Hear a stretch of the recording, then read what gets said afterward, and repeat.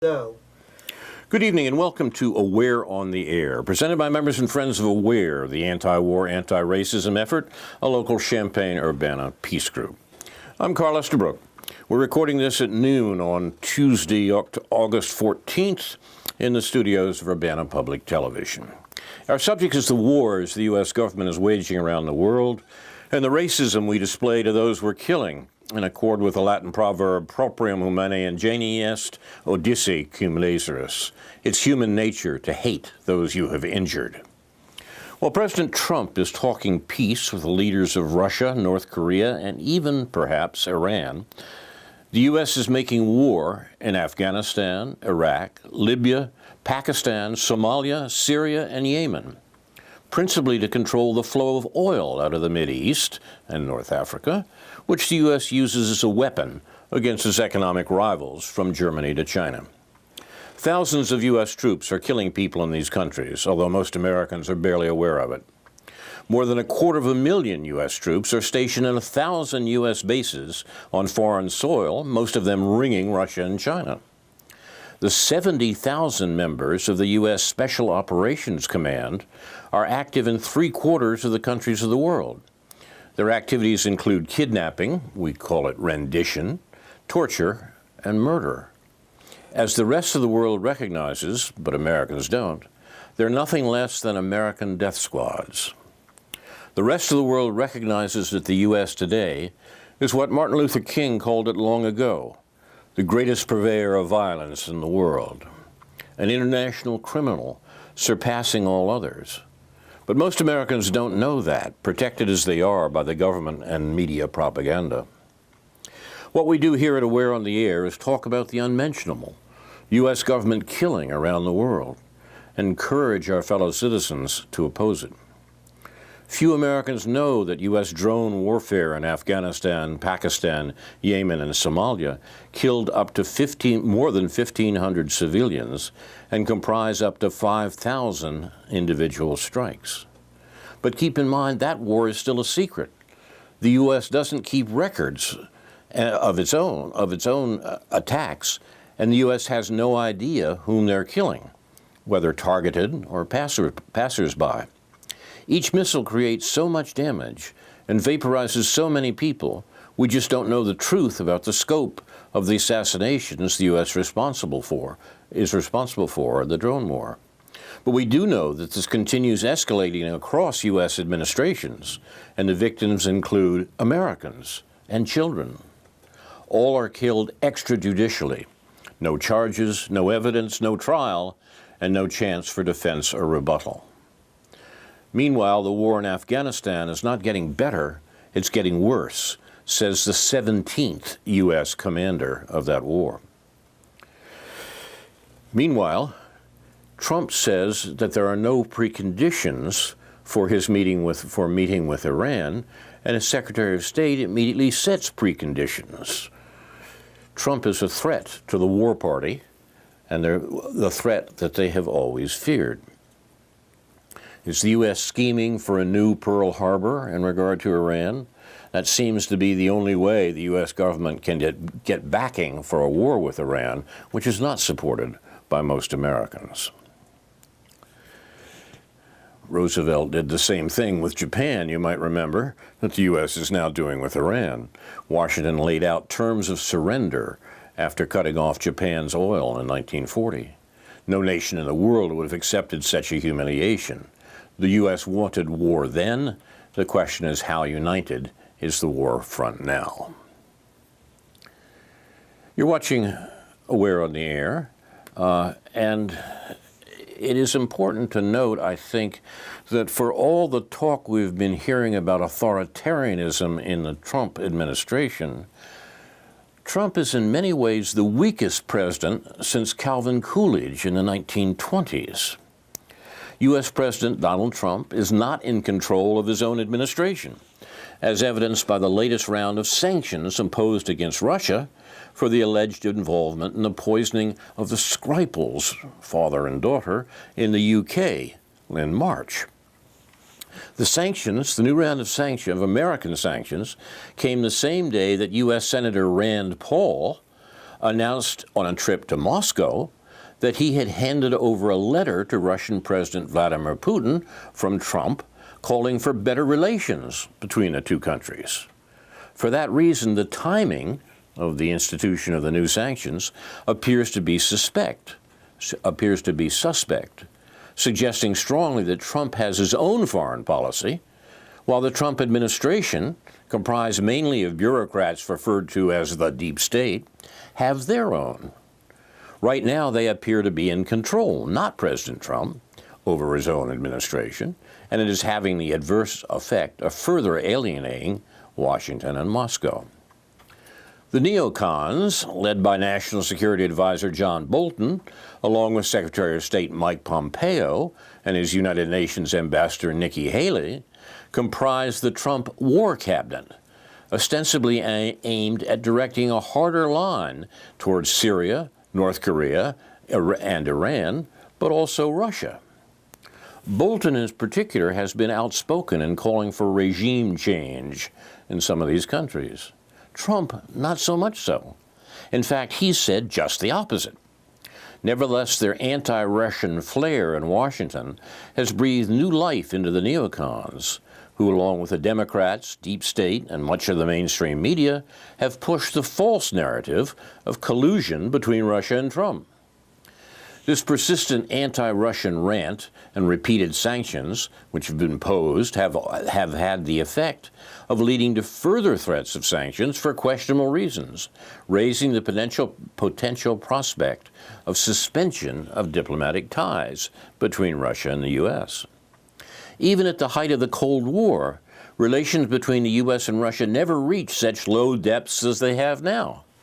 The latest sanctions affect primarily dual-use technologies. That is, the sanctions that the U.S. have imposed upon Russia has to do with technologies which are civilian products with potential military applications. U.S. is banning their transfer to Russia. They include gas turbine engines, electronics, and integrated circuits, which will now be denied to Russia. Previous sanctions going back to the Obama administration, however, already imposed bans on many of these dual-use technologies. Now, the sidelight here is the fact that the U.S. space program uses dual-use technology that comes from Russia, and that the U.S. will be debarred from space if the Russians don't turn up with the engines that the American rockets need. In addition, though, the U.S. has delivered an ultimatum saying that if Russia does not give assurances within 90 days that it will no longer use chemical weapons and allow international inspectors to inspect its production facilities, further sanctions will be implemented. But Russia denies it used chemical weapons. Unlike the U.S., it destroyed its chemical weapons stockpile in accordance with international treaties. The Trump administration, or the deep state in the Trump administration, is making it up. Implementation of the sanctions stem from provisions of the Chemical and Biological Weapons Control and Warfare Elimination Act of 1991. The legislation gave a 60-day window to begin implementation of sanctions after the Trump administration determined that the now British citizen Sergei Skripal and his daughter Yulia were poisoned by a strain of the Novichok nerve agent. The U.S. came to that conclusion following an initial determination by the British government. However, the U.S. missed the deadline for its own legal process against Russia, the imposition of sanctions, by more than a month. That prompted Representative Ed Joyce, Republican of California, chairman of the House Foreign Relations Committee, to write a letter to Trump some 2 weeks ago slamming the president for ignoring the deadline. This came not from the Democrats who were pushing Russiagate, but from the Republicans in the House. Curiously, the British government hasn't implemented similar sanctions, although the U.S. has. It may reflect the continued uncertainty among some British politicians and experts over the origin of the Novichok and concern with Britain's trade dependency on Russia. But since the Americans opted to implement sanctions due to existing legislation, There was apparently no objection from London, even though it initially implemented sanctions by kicking out Russian diplomats from their country. Moscow, however, vehemently denied that it was involved in the poisoning of Skripal and his daughter. Novichok was created by Russian scientists during the Cold War, but never used on the battlefield. Russian officials asked Britain for evidence of Russian involvement and called for a joint investigation to be conducted by the Kremlin and British governments. The British government repeatedly turned down the offer, as did other Western members of the United Nations Security Council, the U.S. and France, when Moscow sought such a joint investigation. The U.S. claimed that the information linking the poison to Russia was, quote, classified, close quote. Strangely, a government research facility at Porton Down in Amesbury, not far from Salisbury where the alleged March poisoning took place, examined the strain of Novichok. Porton Down Lab does work for the British Defence Science and Technology Laboratory run by the Ministry of Defence and Public Health England. Results from the examination confirmed the poison was from a form of Novichok, but importantly, could not determine where the poison had been created or who had used it. This development created further confusion and prompted disputes among politicians. In other words, the Brits couldn't prove what they had said. It is known that samples of Novichok have been in the hands of many NATO countries for years after the German Foreign Intelligence Service, the Bundesnachrichtendienst, or BND, had reportedly obtained a sample from a Russian defector in the 1990s. The formula was later shared with Britain, the U.S., France, Canada, and the Netherlands, where small quantities of Novichok reportedly were produced in an effort to develop countermeasures. Porton Down Labs similarly had received samples to study. Czech President Miloš Zeman recently admitted that his country synthesized and tested a form of Novichok. Sweden and Slovakia also have the technical capability to produce the nerve agent, according to Russian officials. All of this makes the issue as to why Britain and even the U.S. never wanted to share samples taken from the poisoning of the Skripals with Moscow even more concerning. Yet they all went ahead in lockstep to condemn Moscow for the poisoning without any evidence, suggesting a more sinister reason for lobbying increased sanctions against Russia with the goal of further isolating the country. It reflects the need, especially by the U.S., to have a demon in an effort to justify its defense spending, to bolster NATO up to the border of the Russian Federation in the form of a new containment policy that launched the Cold War in the first place. With even further sanctions against Russia and the recently passed Defense Department authorization bill about to go into effect, it's become apparent that the allegations against Russia were politically motivated, false flag allegations to be used as an excuse for a greater geostrategic reason, to contain Russia, just as the Trump administration is increasingly finding its U.S.-led unilateral world order being challenged more than ever. The reason, however, isn't due to anything that Moscow initiated, but by Trump himself, who is not in control of his own administration, and maybe never has been. Many of his campaign promises, such as dropping out of the Joint Comprehensive Plan of Action, or the Iranian nuclear agreement, the threat of sanctions against any company that trades with Iran, his tariff war with the U.S. allies, are in conflict with each other, leading to increased world instability. At the same time, Trump talks about better relations with Russia, but the actions, and is blamed for it by the Russiagate nonsense from the Democrats, but the actions of his own administration in demonizing Moscow dictate otherwise. It's clear that darker days are ahead for Moscow-Washington relations, given the conflicting policy of Trump and the warmongering policies the political establishment is foisting upon him. The situation is serious indeed. You're watching Aware on the Air. We're trying to talk about the war-making activities of the U.S. government as they exist today, and we should turn to the shameful war that the U.S. is carrying on, as far as mainstream media knows, in secret against one of the poorest countries of the world, Yemen. Far too few Americans seem to be asking an obvious question. Why is the United States supporting the genocidal Saudi war upon Yemen? Considering that Yemen's humanitarian crisis now exceeds every other disaster in the world, this vital question deserves an informed and serious answer, incorporating the geography and history that Americans learn neither from their schools nor from the media. With its ports blockaded and its trapped population relentlessly bombed, the Red Cross reports that more than 8 million people face imminent starvation and over 1 million have contracted cholera in Yemen. But this produces no partisan divide. Both Obama and Trump are presidentially co-responsible, and in the U.S. public's ever-breathless obsession with its own self-absorbed identity politics, who cares? Presumptively liberal MSNBC hasn't run a single story on Yemen since July of 2017, over a year ago, while running 455 stories on Stormy Daniels. Our mainstream media has reduced itself to tabloid journalism.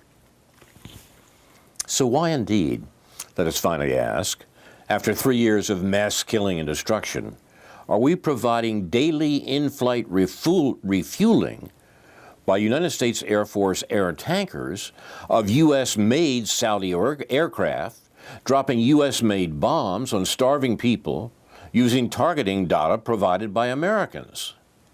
Why has our administration approved sales to Saudi and UAE, that is the Gulf Emirates, aggressors of 120,000 precision-guided musicians? Some of my musical friends are going to call me on that.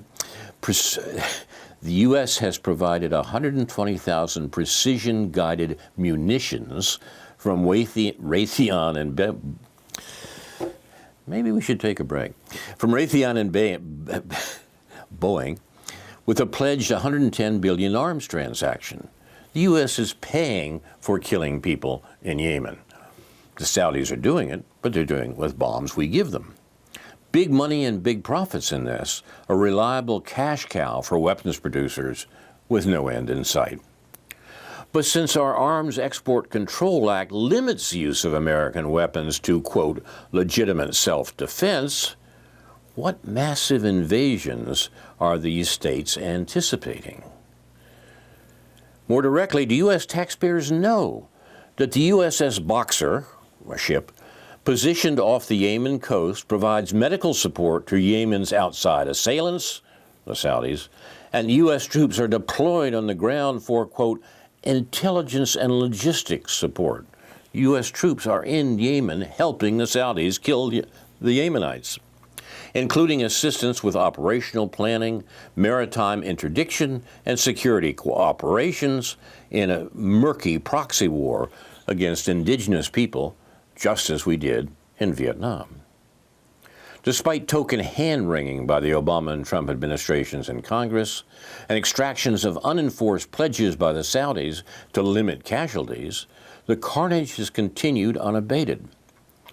The U.S. uses the 2001 congressional authorization for the use of military force, after 9/11, against groups responsible for the 9/11 attacks as a legal fig leaf to justify military actions against al-Qaeda in the Arabian Peninsula and ISIS as our ostensible targets in Vietnam.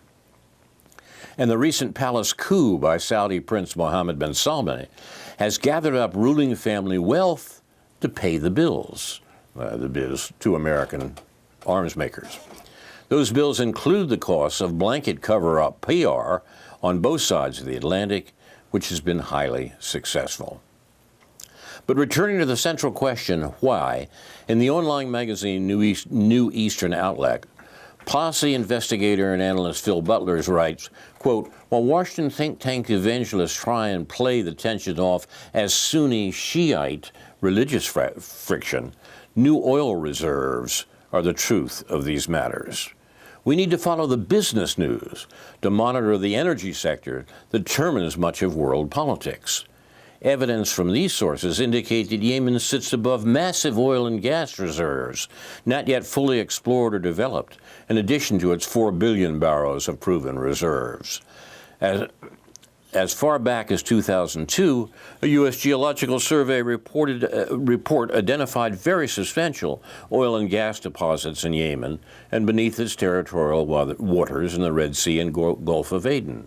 This is consistent with American policy. It's the control of oil and gas flowing from the Persian Gulf and from the entire region that animates American policy and leads us to kill literally millions of people in the region since the Second World War. The war against Yemen is a shameful operation of long-term American foreign policy. You've been watching Aware on the Air for Tuesday, August 14th, in the week after the anniversaries of two of the greatest crimes of the 20th century, the atomic bombing of the cities of Hiroshima and Nagasaki by the United States on August 6th and 9th, 1945. Only the German death camps for Jews, Gypsies, and other presumed enemies of Germany are in any way comparable to the mass murder of presumed enemies of the U.S., Japanese civilians. 73 years later, the U.S. government remains what Martin Luther King called it long ago, by far the greatest purveyor of violence in the world today. We must stop it. Our program is produced and directed by Jason Liggett, Ethan Young, and Andrew Scollery. Our thanks to Dr. No, J.B. Nicholson, for research. Now, this is Carl Estabrook for members and friends of AWARE, the anti-war, anti-racism effort of Champaign-Urbana, reminding you, in the words of Edward de Vere in The Tempest, what's past is prologue, what to come endures in my discharge. Buonanotte.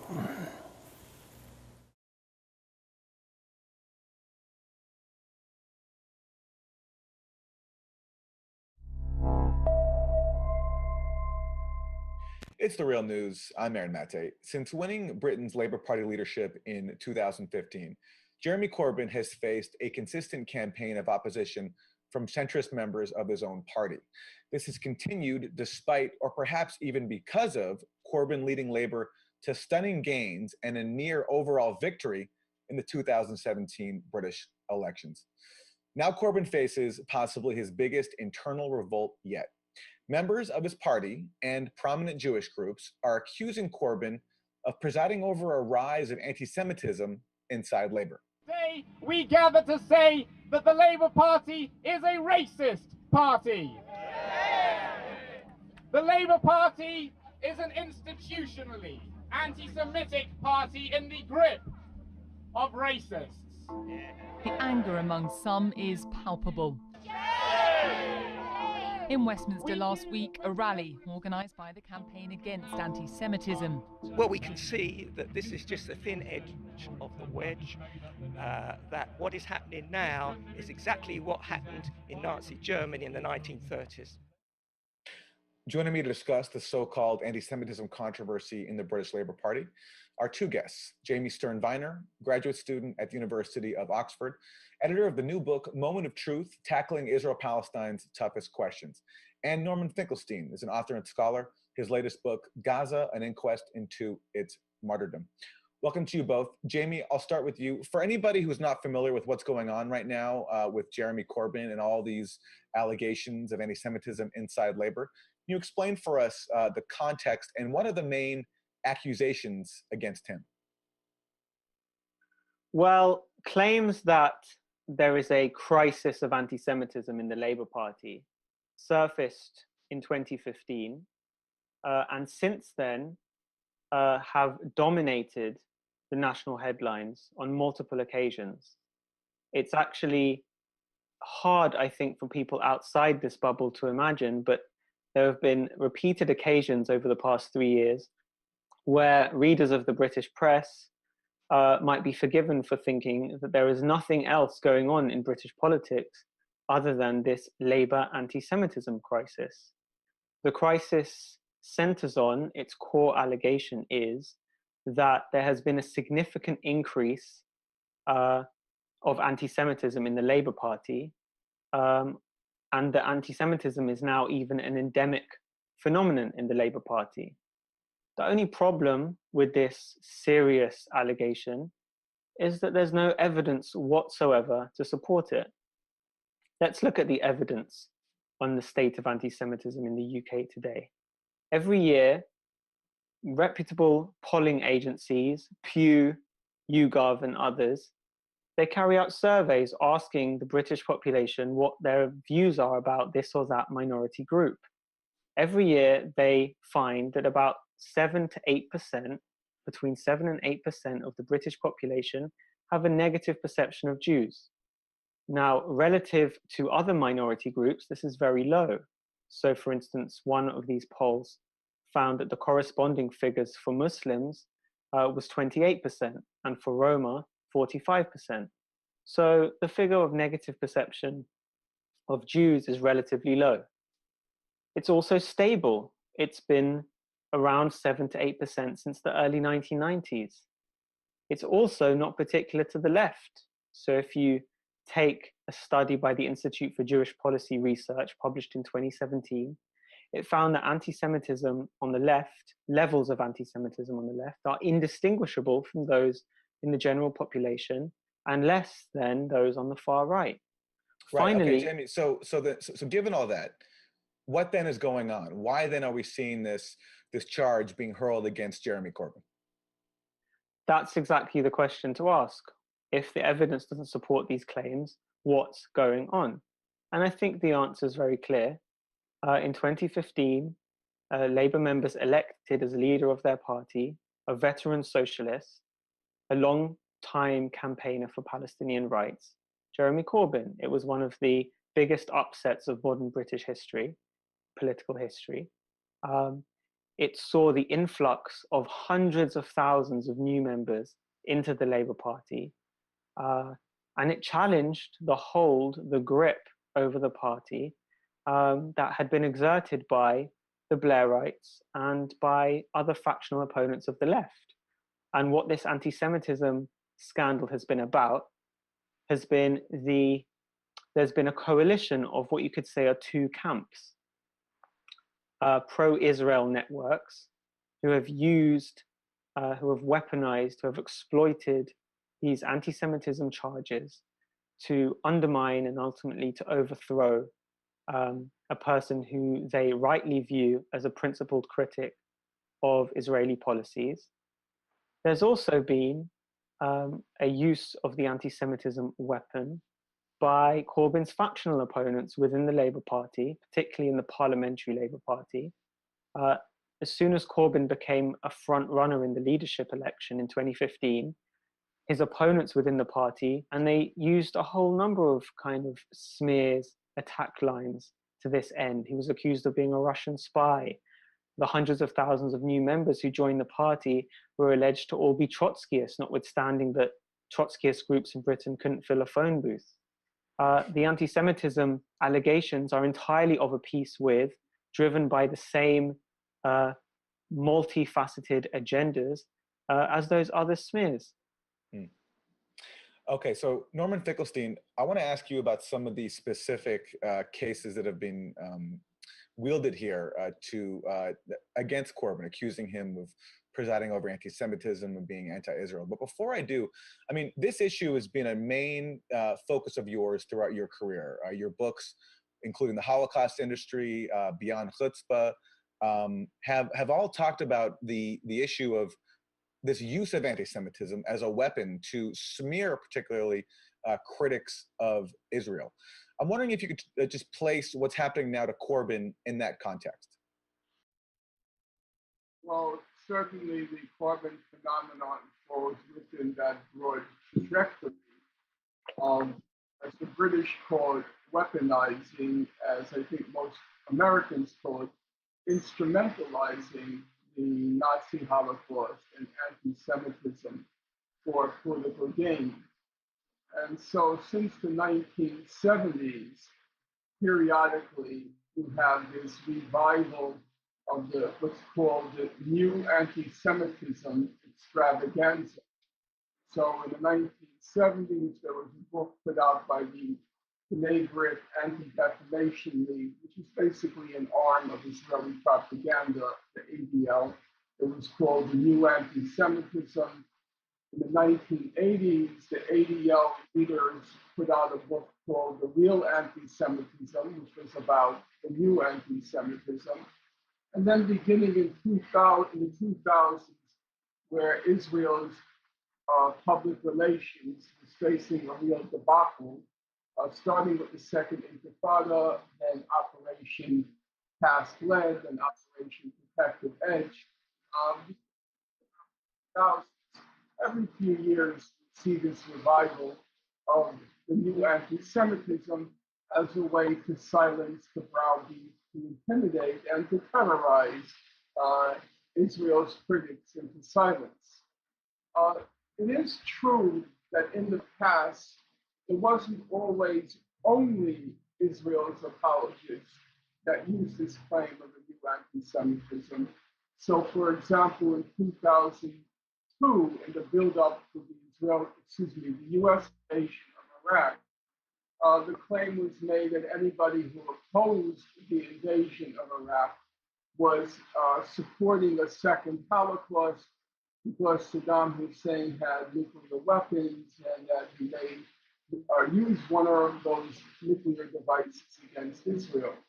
Still, I would say that the Corbyn phenomenon is really of a different order of magnitude because it's not just Israel's supporters who have instrumentalized the anti-Semitism and the Nazi Holocaust.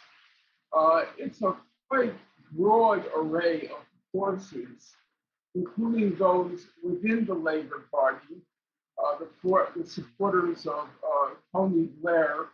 It's the equivalent of our Bill Clinton, somebody who tried to, quote unquote, modernize the Democratic Party by, the claim, the term, I don't particularly like it, but the neoliberalization of the Democratic Party, and Blair attempted to do roughly the same thing in the Labour Party.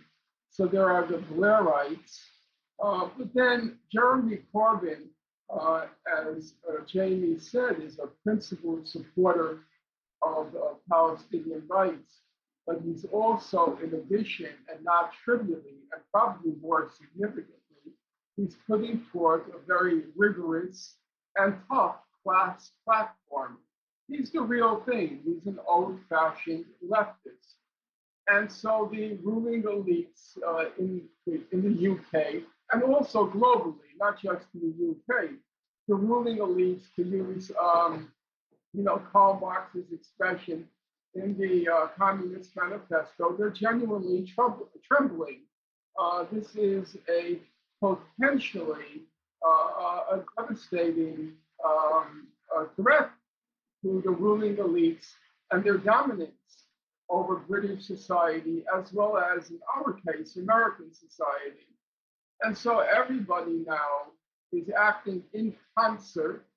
I wouldn't really call it a conspiracy because it's all being unfolding before our eyes.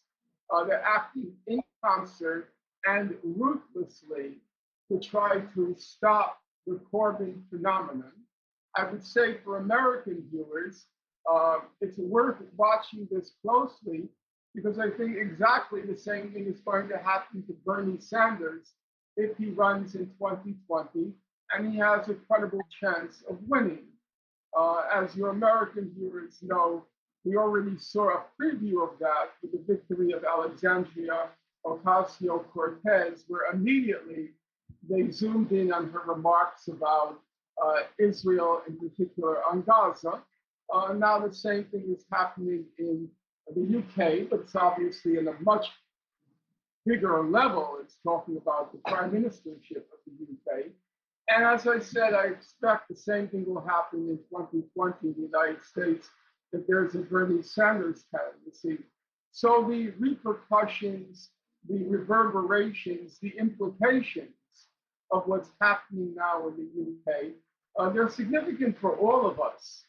This is a historic candidacy. This is the last great hope of the British working class. And as our global system is polarizing, it's the real first big challenge to the polarization on the right. And if Corbyn survives and becomes prime minister, it's still going to be a really rough battle, but it'll be a huge victory. And so we all ought to pay attention, and we all ought to give our all to try to stop this evil juggernaut, which is instrumentalizing, or in the British expression, weaponizing anti-Semitism in order to stop the Corbyn phenomenon, the Corbyn threat. And I want to emphasize that even though it's expressed in the form of his support for Palestinian rights, it's much bigger than that. It's a very tough class platform. Jeremy Corbyn does not like homelessness. Jeremy Corbyn does not like joblessness. Jeremy Corbyn does not like hunger. But that's not just words at a wine and cheese party, it's in his bones. And he's determined to do something about it.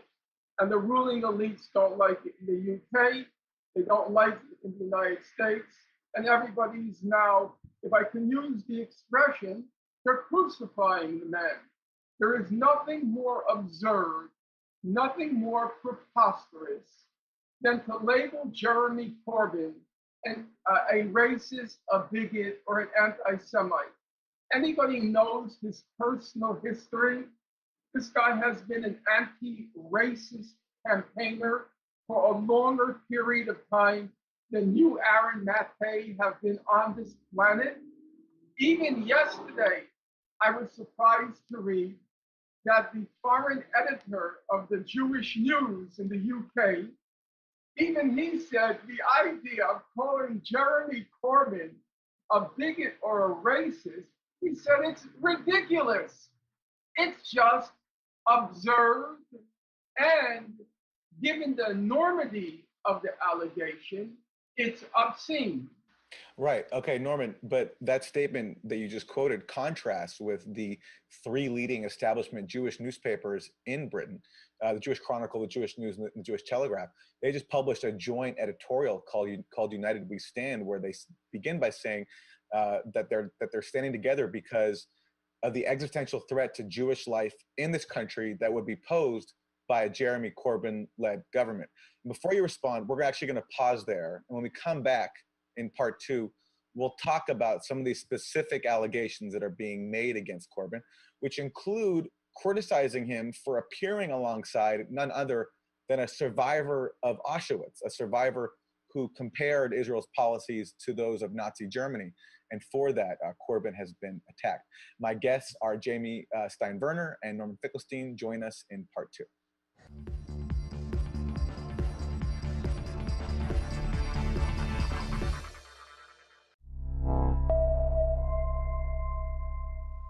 It's The Real News. I'm Aaron Maté. This is part two with Norman Finkelstein and Jamie Stein-Werner.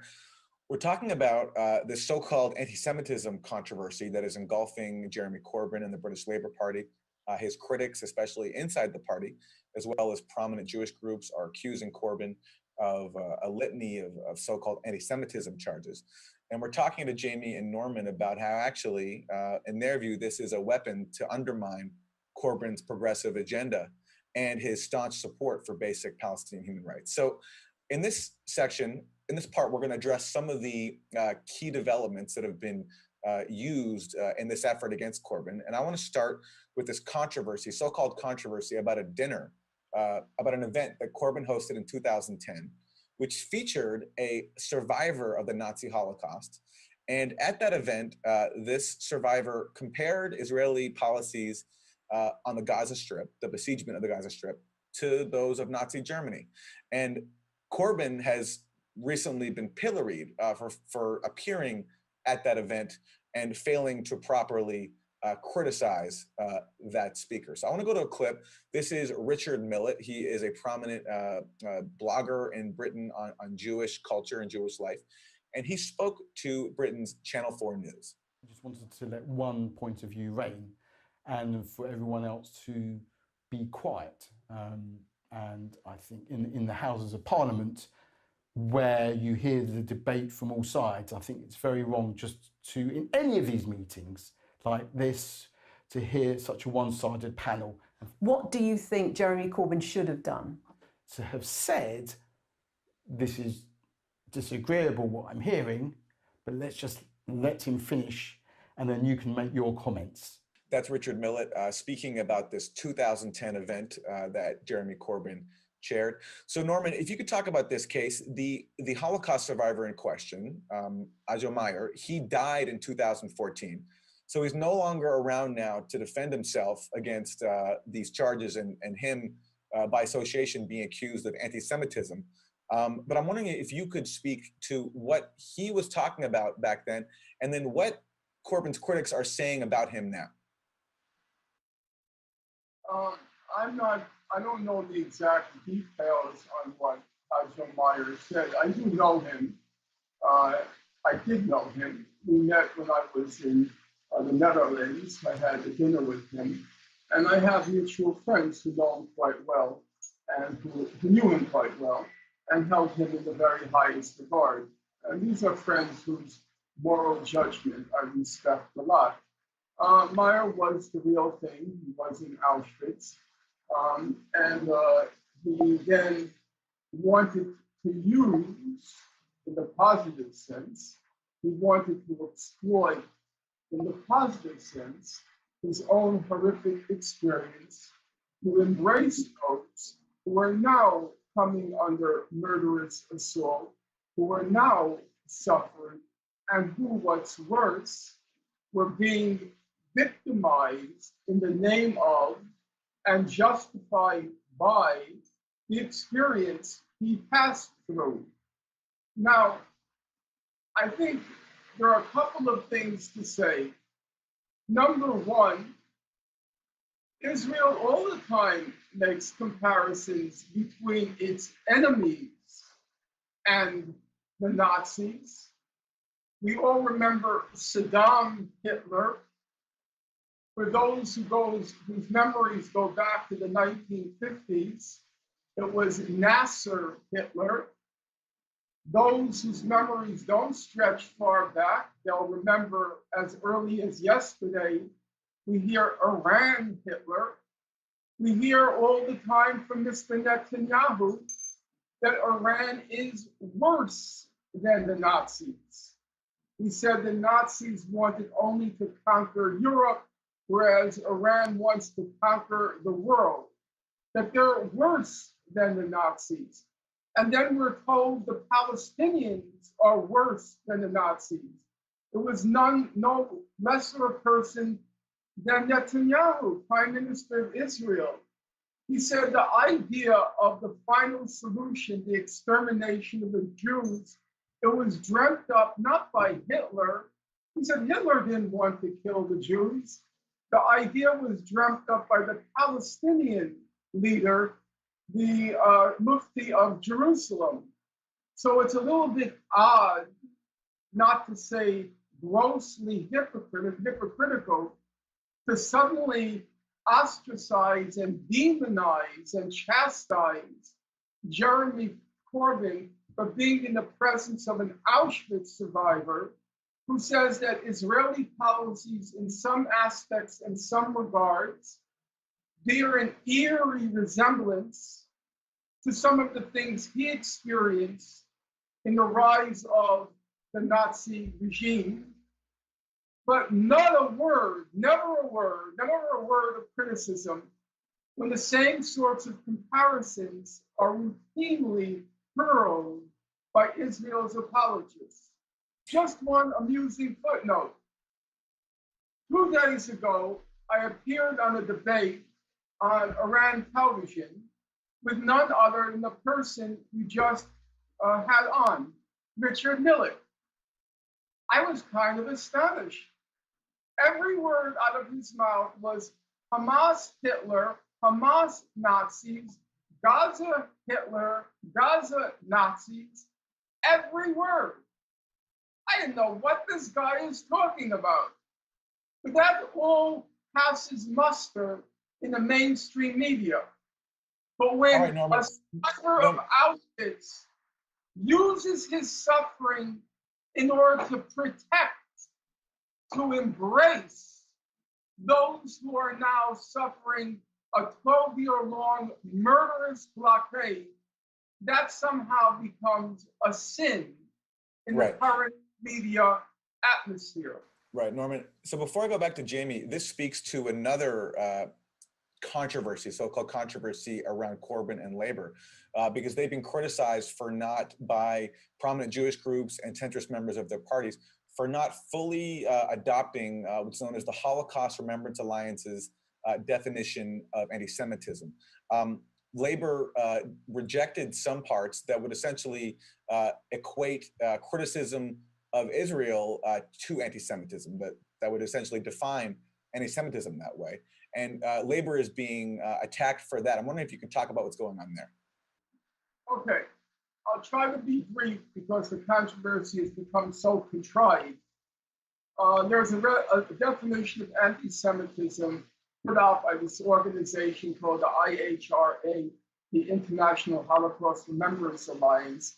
This definition has a very murky history. If you're interested and your viewers are interested, they should consult an article by Stephen Smedley in the London Review of Books. But leaving the history aside, number one, everybody agrees, all commentators agree, the definition itself is completely worthless. It talks about a certain perception that might be expressed but might not be expressed.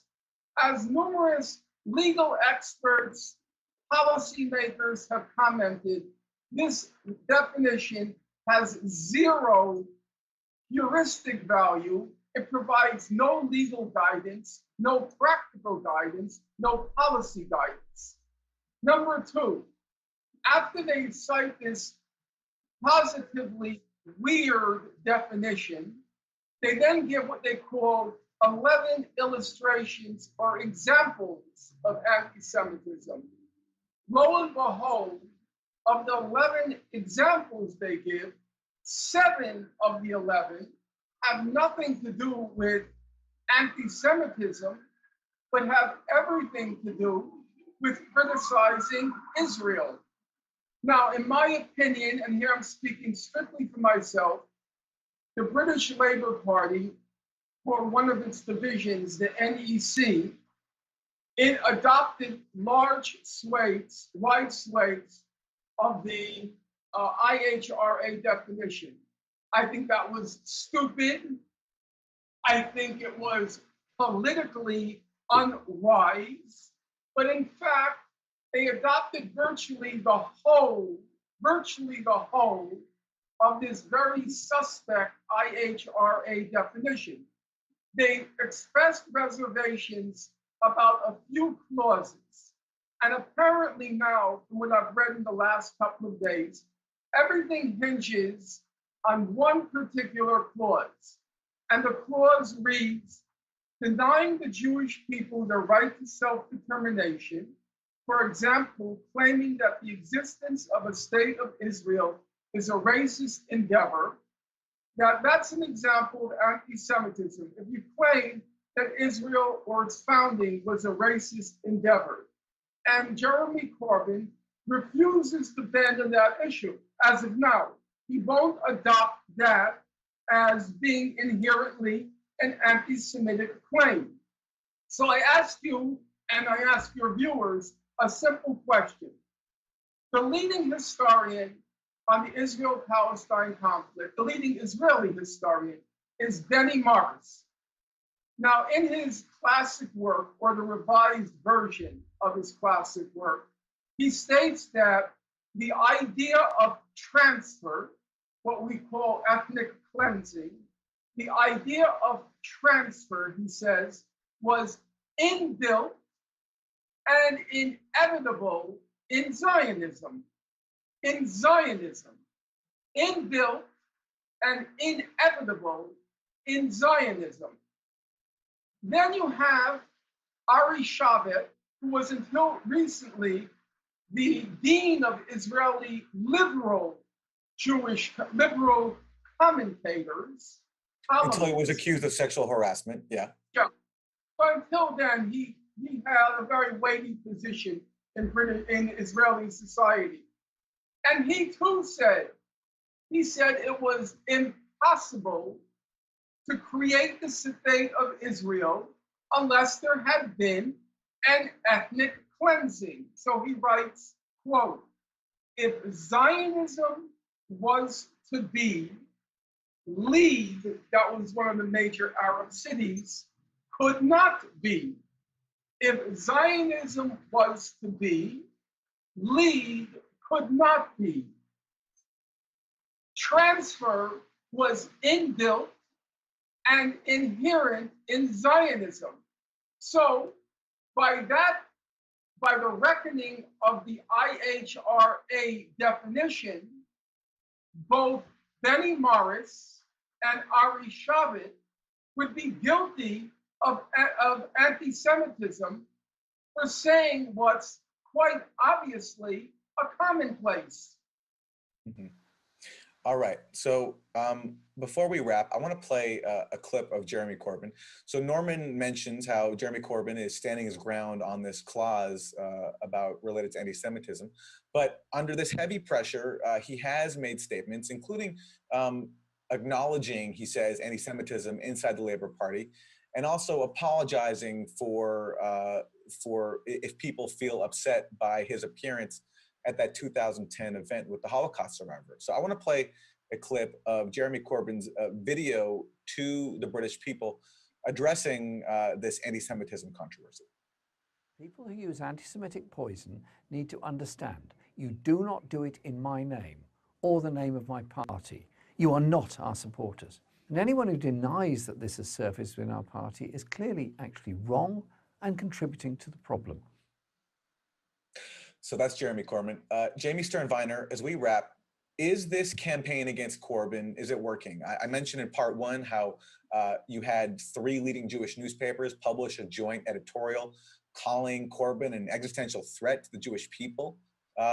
You have just preparing for this segment, just looking at the news, headline after headline, linking Corbyn to anti-Semitism. The Guardian, a supposed liberal newspaper, dozens of articles and op-eds calling on Corbyn to address this crisis, calling his leadership into question. Is this campaign working amongst the broader public? Well, first, just to note that Corbyn's apology, at least in its written version, was careful to note that the number of cases of anti-Semitism that have been referred to the disciplinary committee within Labour comprise less than 0.1% of the membership. Now, as for whether or not the campaign is working, there's no evidence that it's affecting the broader vote for Corbyn. Even among Jews, it may have slightly reduced the level of support, but most British Jews anyway would not have voted for Corbyn. The Jewish vote for Labour declined significantly already under Ed Miliband, and they weren't going to vote for Corbyn anyway. So among that minority of British Jews who support Corbyn, my impression is few have been taken in by this smear campaign. And those Jews who do believe the allegations weren't going to support him anyway. Now, I don't think that means that it's not having any negative effect. This constant drumbeat forces the leadership to be in firefighting mode, has to be on the defensive all the time, rather than pushing forward its own vision for transforming society. So there's an opportunity cost there. It's also been demoralizing for the membership. It's very, not just infuriating, but disorienting when you consider yourself and are an anti-racist activist who just got involved in progressive politics to try and transform this country in a more fair, more equal, more just direction, to now be accused of anti-Semitism. So it's having a demoralizing effect. But I have to say, I think the sheer volume of allegations and the sheer ridiculousness and manifest cynicism of some of them, like the allegation pertaining to the Jewish survivor of Auschwitz that Norman just discussed, I think it's beginning to have a create a backlash. And I think people are learning this is what happens when you try to elect a principled socialist, principled supporter of the oppressed into power. They're going to come under this kind of coordinated assault. And in that sense, it's been a good political education. We'll leave it there. I want to thank my guests for joining us. Jamie Stern-Viner, graduate student at the University of Oxford, editor of Moment of Truth, Tackling Israel-Palestine's Toughest Questions, and Norman Finkelstein, author and scholar, his latest book, Gaza, An Inquest into Its Martyrdom. Thanks to you both. Thanks. And thank you for joining us on The Real News.